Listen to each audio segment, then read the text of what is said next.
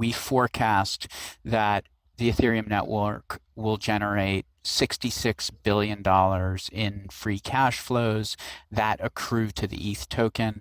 And when you multiply that by 33 and then divide by the 100 million coins, it's 22,000 per coin. We think the ETH token is going to compound at an annual growth rate of 38% over the next 5 years to achieve our price target of 22,000. And we think that the ETH ETFs collectively should have, 15 billion or so in assets by the end of the year. American investment management firm VanEck has one of the most bullish predictions for Ether, the largest altcoin by market cap and native cryptocurrency of the Ethereum blockchain network. Earlier this month, VanEck announced its updated predictions for Ether, from its previous $11,000 price prediction to a base case of $22,000 by 2030.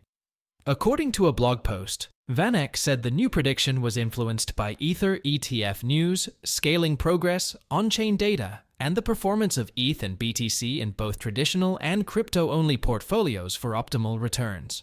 VanEck's base case is accompanied by a bull case of $154,000 and a bear case of $360 for the largest altcoin by 2030. While there is an abysmal chance of Ether hitting $154,000 within the next 6 years, there is an even smaller chance of it returning to $360.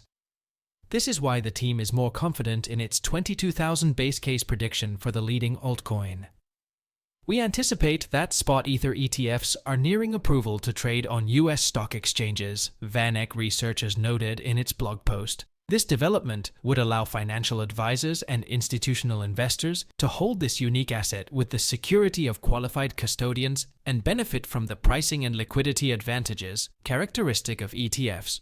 To explain how they arrived at the 22,000 price prediction, the researchers added, driven by a strong value proposition to entrepreneurs, the Ethereum network is likely to continue its rapid market share growth from traditional financial market participants and increasingly big tech. Should it do so while maintaining its dominant position among smart contract platforms, we see a credible path to $66 billion in free cash flow to token holders supporting a 2.2 trillion asset, or $22,000 per coin, by 2030. Matthew Siegel, VanEck's head of digital assets research, recently joined the Bankless team to discuss the firm's updated Ether price prediction and why his team members are so certain about what's coming for the Ethereum blockchain network and its native cryptocurrency in the coming years. As we bring you clips from the discussion, please take a little time to like this video, subscribe to the channel, and turn on post notifications for more videos like this. Everything you do helps with the YouTube algorithm and immensely contributes to the channel's growth. Thanks, and enjoy the video. The SEC has, at least theoretically, approved spot Ethereum ETFs to trade. It's obviously important to explain the investment case for this asset. Overall, there's a bigger market for income-producing assets than there are for inert assets like Bitcoin. So it's not impossible that, in a decade, the market for an Ethereum ETF could be bigger than Bitcoin. But in the meantime, we have to educate traditional finance market participants as to why this asset matters. There's a lot of analogies that have been attempted, and the one that we've honed in on is open source app store. So we think that Ethereum is a productive asset that lets anyone open a storefront on this network, and they can do so at a lower take rate than big tech currently charges. So it's an open source app store with payments functionality bundled in essentially for free. And we wanted to explain the mechanics of how that works and put some numbers around the P&L, the profit and loss statement of Ethereum. So we went through this model with you guys, maybe it was about a year ago, and now we have updated it to consider, I guess, two major changes. The first is that we have increased our overall penetration rates for open source databases, and we expect that in aggregate, these open source digital assets can intermediate about 7% of the current top line of financial applications like payments, borrowing, and lending. And that's up from 5% in our previous model. The basic idea is that the political backdrop has improved and block space demand is somewhat higher than we initially anticipated. The other change is that we increased the take rate that we expect the Ethereum ecosystem to earn from all of this application activity from 3% to 5%. These are still quite small numbers in the context of what, say, the Apple App Store charges or Google Play. So those are the major changes that get us to this $22,000 base case.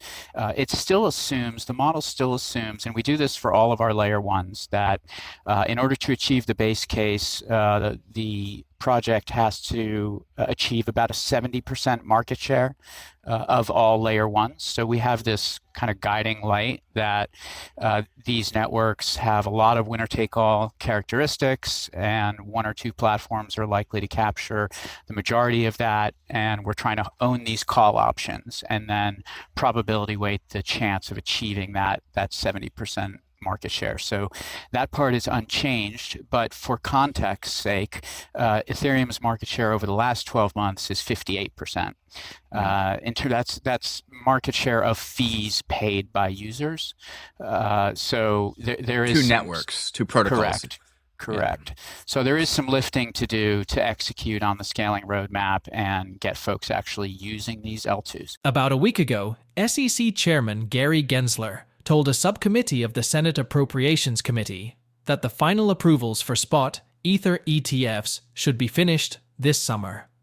Gensler added that the process is working smoothly, and the final registration requirements are currently being handled at the agency's staff level.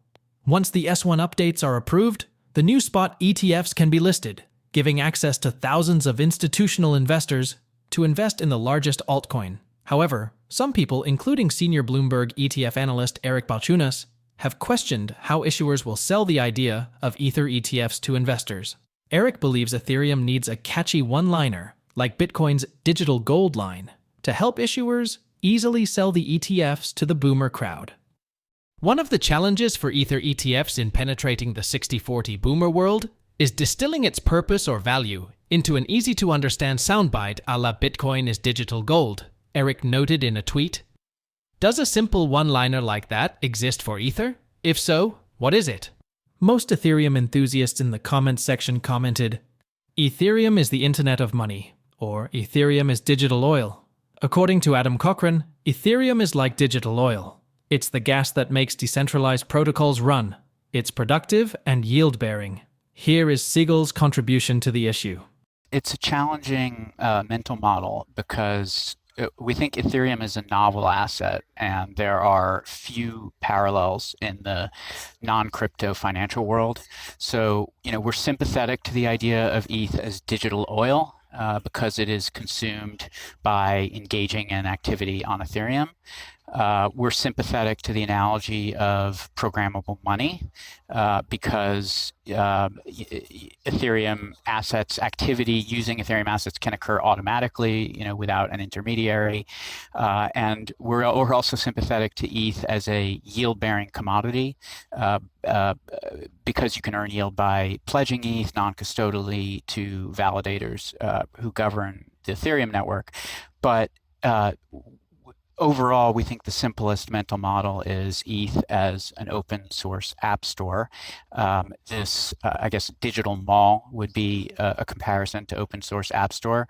And, we look at the number of monthly users, 20 million, and then we look at the revenue per user annually. And Ethereum users on average spend more than $170 a year in consumable gas on the Ethereum network. That compares to Twitch at $120, eBay $75, Facebook $45, Instagram $25. So you basically have a very wealthy and active user base building applications, and the Ethereum network itself generates a take rate from all this activity. And when we compare that take rate to what Google Play and the Apple App Store earn, we measure that the current Ethereum take rate is about 24%.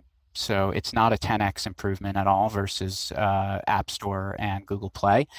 But that take rate goes down. It's currently 14% for non-DeFi apps.